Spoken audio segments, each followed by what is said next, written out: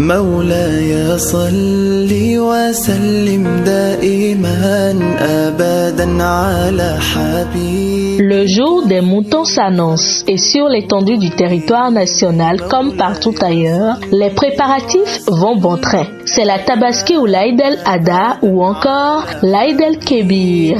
Quelle est l'origine de cette fête, la plus grande pour la communauté musulmane? Dr Harouna Abdoulaye, président du Conseil des imams de l'Atlantique, en parle.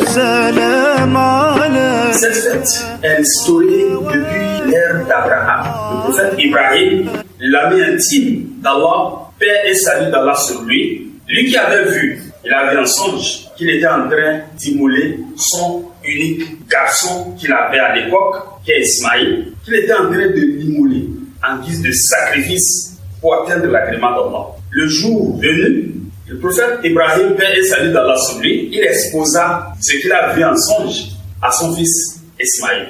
Et il dit: oh mon fils, je me suis vu en songe que je suis en train de t'immoler. Alors, qu'en penses-tu?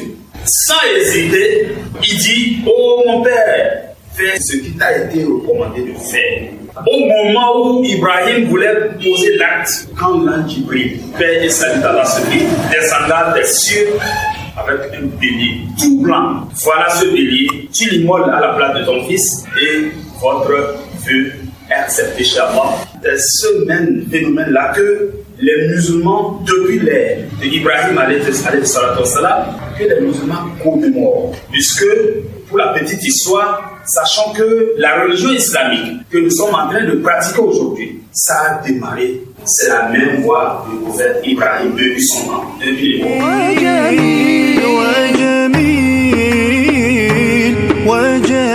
Célébrée 2 mois et 10 jours, soit 70 jours après le Ramadan, la Tabaski marque la fin du pèlerinage à la Mecque et remonte à plusieurs siècles. Réunissant les familles, cette fête est un moment de partage, mais aussi un symbole de remerciement à Allah pour ses bienfaits, a mentionné le président du Conseil des imams de l'Atlantique. Vous savez, à l'islam, nous avons 3 grandes fêtes. D'abord, le jour de vendredi, c'est une fête que nous célébrons. Et ensuite, il y a la Eid al-Fitr qui marque la fin du jeûne de Ramadan. Maintenant, la Eid el-Kabir, c'est la plus grande fête des musulmans en fait.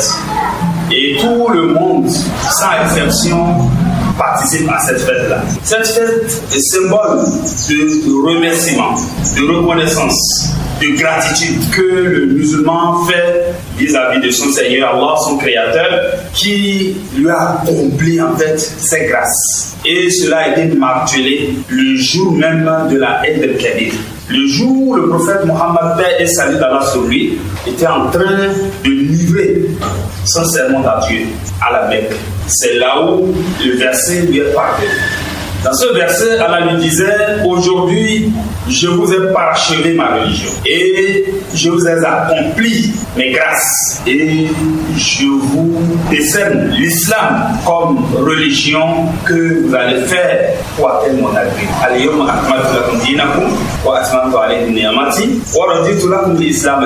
Voilà le verset en son pur arabe.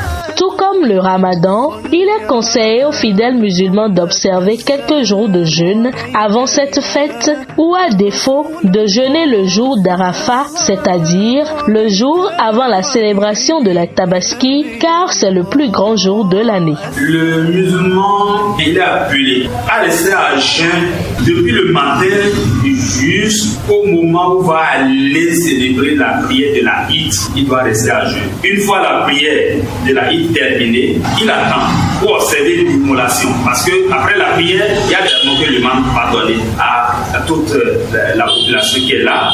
Et ensuite, tout le monde va patienter que l'imam puisse immoler la bête qui est à côté et qui est amenée pour la circonstance, pour que chacun puisse témoigner de lui-même. Voilà, l'imam a immolé, moi-même je retourne à la maison, je fais comme lui, et ainsi de suite.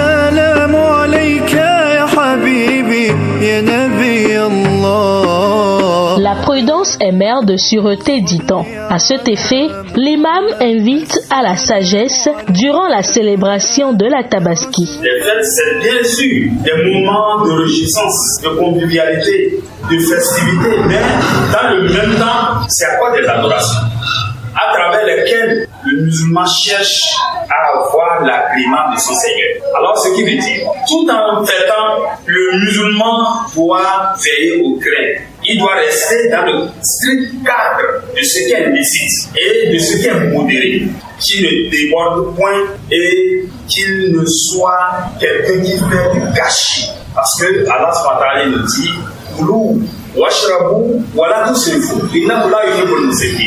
Mangez, buvez, mais n'exagérez pas, car Allah n'aime pas ceux qui exagèrent. Nous prions Allah subhanahu wa ta'ala de donner à tout désirant, à tout père de famille, à tout musulman qui le désire, de trouver de quoi immoler pour le jour de la Tabaski. Et en fait, cette immolation, c'est pas la viande ou le sang là que Allah subhanahu wa ta'ala veut de nous. Non, il veut de nous la piété. On ne doit pas manigancer, on ne doit pas faire de la fraude, on ne doit pas voler, on ne doit pas vraiment faire du mauvais pour s'acquérir un mouton de Tabaski. Non. Donc, nous prions à Allah de faciliter les moyens pour que tout musulman, tout père de famille puisse trouver de quoi satisfaire les enfants dans la maison et que la paix soit. Pour information, l'édition 2023 de la célébration de la Tabaski se déroulera, sauf changement de date, le 28 juin 2023.